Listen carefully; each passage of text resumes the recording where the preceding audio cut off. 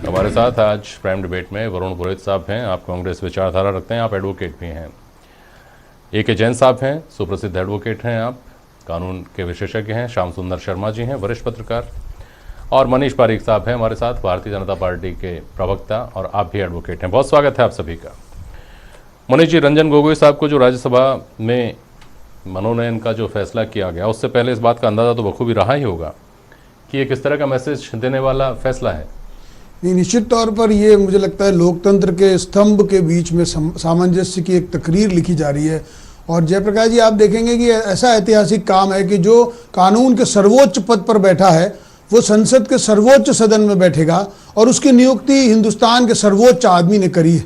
मुझे लगता है कि ये एक ऐसी नज़ीर बनने जा रही है जिसके तहत ये बात कि जो कानून के जानकार लोग हैं, जो ये बार एंड बेंच की बात करते हैं, जो ये बात करते हैं कि जजेस हमेशा सोशल एस्पेक्ट्स पर विचार करते हैं लेकिन वो न्यायालय में करते हैं, उनका भी एक सोशल रिस्पॉन्सिबिलिटी का एस्पेक्ट्स ये नया उजागर हुआ है। तो मुझे लगता है ये बहुत ही रोचक और बहुत ही सुदर्शनीय वाकया है। और उसमें आप हिंदुस्तान के सर्वोच्च न्यायालय के सर्वोच्च जो सीजेआई हैं वो राज्यसभा के संसद मनोनीत किए गए हैं राष्ट्रपति के द्वारा।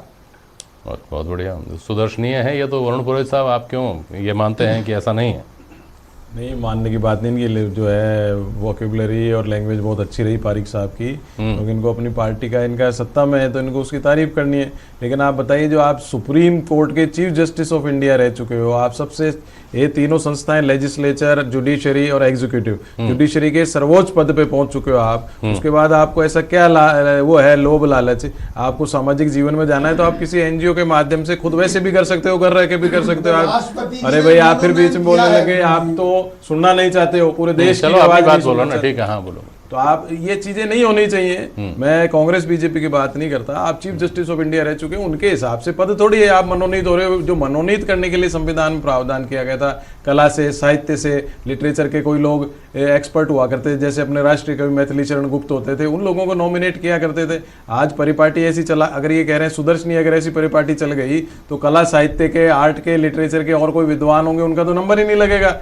ये बीच में हम देख चुके हैं, कांग्रेस के पीरियड में भी देख चुके हैं, बीजेपी के पीरियड में भी देख रहे हैं। आज जितने ये स्टैंड मत लीजिए वरुण जी, आप कांग्रेस के भारतीय जनता पार्टी की आप देखो राकेश सिन्हा जी नॉमिनेट हो रहे हैं, सुब्रमण्यम स्वामी नॉमिनेट हो रहे हैं। ये क्या है? What is this? आप एक सीजीआई की क्या बात कर रहे हो? राजनेताओं को नॉमिनेट कर रहे हो, चुनाव लड़के हो आप, जीतना है तो मुझे आप सुप्रीम कोर्ट के चीफ जस्टिस रह चुके हो, आपको ऐसा क्या है? पुरोहित जी जिनको शपथ दिलाते हैं जो वो उनकी मनोनयन कर रहे हैं, आप इसको गरिमाहीन मान रहे हैं? गरिमाहीन की बड़ी बात यह है, गरिमाहीन मैं तो नहीं कोर्ट के मैं कह रहा हूं, तो इतनी बड़ी गरिमा के पद पे रह चुका आदमी रिटायर हो गए, रिटायर हो गए तो और नहीं क्या आपको? आप कह रहे हैं लॉ के विद्वान, लॉ के वकील नहीं होते क्या विद्वान? लॉ के वकील नहीं होते विद्वान, उनको नहीं नॉमिनेट करोगे आप? लॉ की फील्ड में कोई आदमी एक्सपर्ट है उसको नॉमिनेट करो आप। राम जेठमलानी नॉमिनेट हुए थे, किसने इसका ऑब्जेक्शन किया था? ये कौन सी बात हो रही है? अरे तो भाई आप की बात कर रहे हो, सारे जजेस को ले लोगे क्या? नॉमिनेशन का जो विचार था संविधान। एक मिनट, आप तो कांग्रेस भाजपा के विचार बात कर ही नहीं रहे वरुण जी, आप तो वैसे सवाल उठा रहे हैं एक सामान्य सिटीजन के तौर पे। क्या सवाल उठा रहे हैं वो तो समझाइए मुझे। नहीं, क्या सवाल क्या उठा रहे हैं आप, वो तो बताइए। क्या गलत है? जो आदमी सर्वोच्च पद पे रह चुका है उसको आप वापस से सेकंड इनिंग, आपने कहा कूलिंग ऑफ पीरियड की जरूरत क्या है इस एज के बाद में? आपके पास और एक्सपर्ट नहीं है दूसरे फील्ड्स के। हमने जो कहा जो नॉमिनेशन सिर्फ उनके संदर्भ में नहीं कहा, इस तरह की जितनी भी नियुक्तियां होती हैं, चाहे वो ब्यूरोक्रेट्स की नियुक्तियां हो, जिसका भी हमने हवाला दिया है, उन सब के बारे में है ये बात। तो ब्यूरोक्रेट्स की भी नहीं होनी चाहिए, कोई एक्सपर्ट है तो उसको एक्सटेंशन मिल जाता है। डीजी साहब राजस्थान में, उनको एक्सटेंशन मिल गया 2 साल का, आप हर चीज का एक्सटेंशन क्यों करोगे? ये देखने की बात है।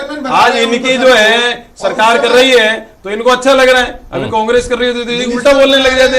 ये गलत ट्रेंड है, ट्रेंड गलत है तो गलत बोलना पड़ेगा। आप देख लीजिए, मेरे पास लिस्ट है कितनी भारतीय जनता पार्टी के नॉमिनेटेड है इसमें। ये कौन सी बात हो रही है? आप इसको पॉलिटिसाइज क्यों कर रहे हो? आता हूं मैं आपके पास वापस आता हूं, लेकिन जैन साहब आपसे समझना चाह रहा हूं, जो मनीष पारीक जी ने सर्वोच्च शब्द पर जोर दे करके कई बार सर्वोच्च शब्द का इस्तेमाल करके ये स्थापित करने की कोशिश की कि सर्वोच्च पद पर रह चुका जो व्यक्ति है जुडिशरी में, उसको देश का जो संसद का सर्वोच्च सदन है उसमें भेजा गया है, तो क्या गलत है इसमें? एक बात समझाइए जैन साहब कि सीजेआई जो होते हैं वो राष्ट्रपति को शपथ दिलाते हैं और राष्ट्रपति सीजेआई को शपथ दिलाते हैं।